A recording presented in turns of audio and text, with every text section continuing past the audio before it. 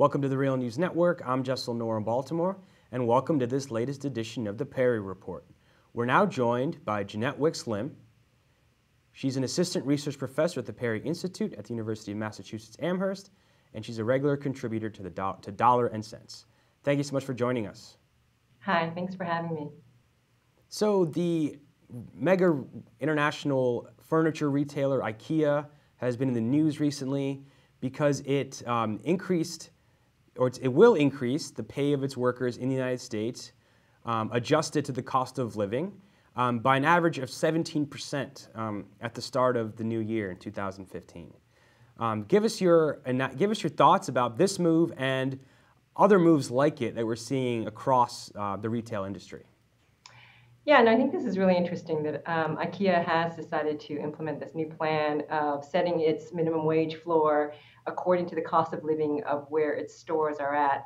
And so when you look at what their new wage floor will be next year, they're averaging around $10.76 per hour. So that's substantially higher than the current federal minimum wage of $7.25.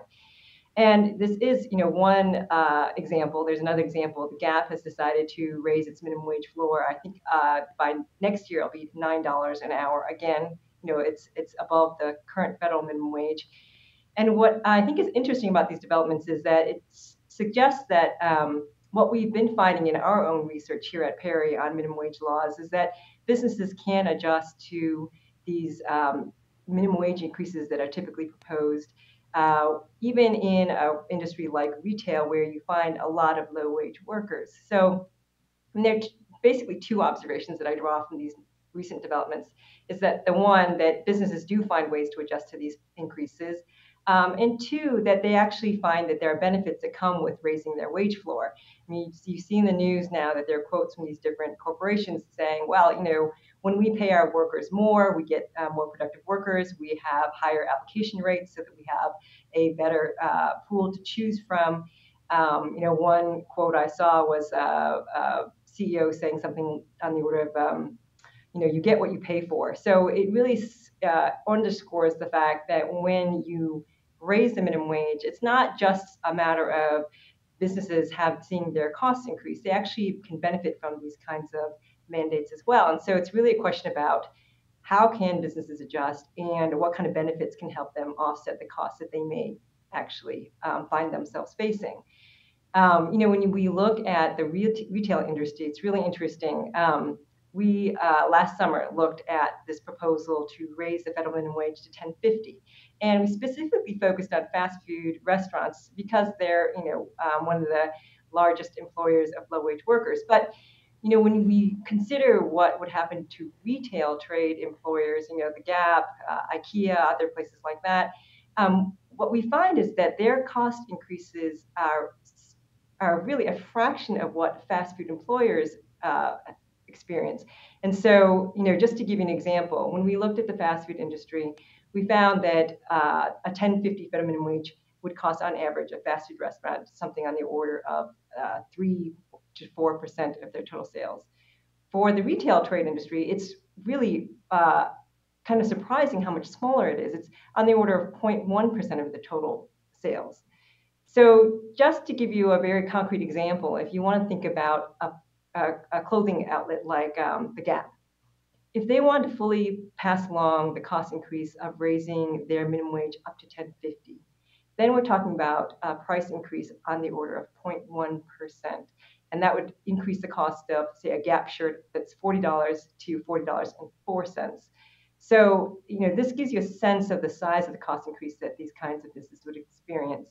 And then if you think, on top of that, that they benefit from these higher wage floors, by getting lower turnover rates, better pool of workers to choose from, greater productivity amongst the workforce that they have, then you can see why businesses can adjust to these higher wage floors.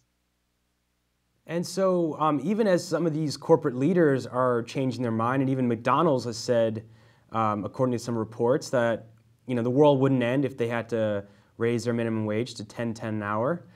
It seems like the Republicans, at least, have not shifted their tone in Congress to agreeing to such measures.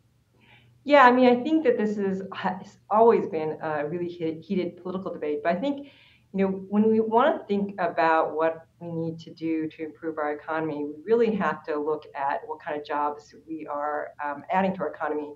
We have this newest jobs report that just came out, and you see, while we have really robust jobs growth, this has been really good news. You still see that there are a large number of jobs that are going to low wage sectors. So if you think about over this past month, this June, you had about 288,000 jobs added to the U.S. economy. Um, about 40,000 of those jobs were in retail trade. So 1 in 7 of the newly added jobs to the economy are in retail. And so we really have to think about policies that improve the quality of these jobs. And finally, is a minimum wage of 1076, or IKEA in the areas where the cost of living is the highest, in some places, like I think as a city in Virginia, their minimum wage is going to get raised to something like $13 an hour. Is that a living wage? Can someone subsist off that income? Well, it's interesting. I mean, this question about whether or not it's a living wage is a complicated one. From what I understand, IKEA has set its minimum wage to this living wage calculator uh, number that MIT has put out, and they chose the number that's for a single person without dependents. So, it may be that for an adult with no dependents, they may be able to squeeze by on that minimum wage rate. And even the MIT folks have said that this is really just covering the bare minimum costs. It's not something where you are finding yourself being able to save for emergencies or for school and that sort of thing.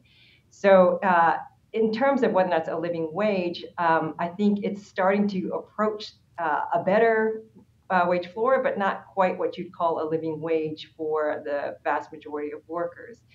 And the other thing that I think is really interesting to think about is that, tying the concept of minimum wage to what you just need to, make ends meet, isn't the way we've always thought about the minimum wage. If you look back on the history of the U.S., the federal minimum wage, and you track, how it increased over time, at one point in time in U.S. history, we actually saw the minimum wage, the federal minimum wage, increasing each year at the same pace as worker productivity. So it was kind of a way to make sure that even the lowest paid workers were able to benefit from the economic growth that the economy was experiencing.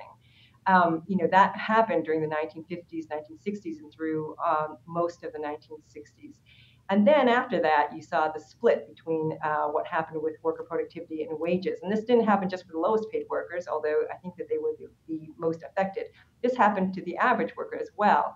And what you see now, between 1968 and today, you see this large divide between how productivity rose, which it has more than doubled since 1968, and what you've seen happen with the minimum wage, which it has dropped by 32% in value. So there's been this split between this idea of what the lowest paid workers should be paid and what the economy is actually able to produce for them.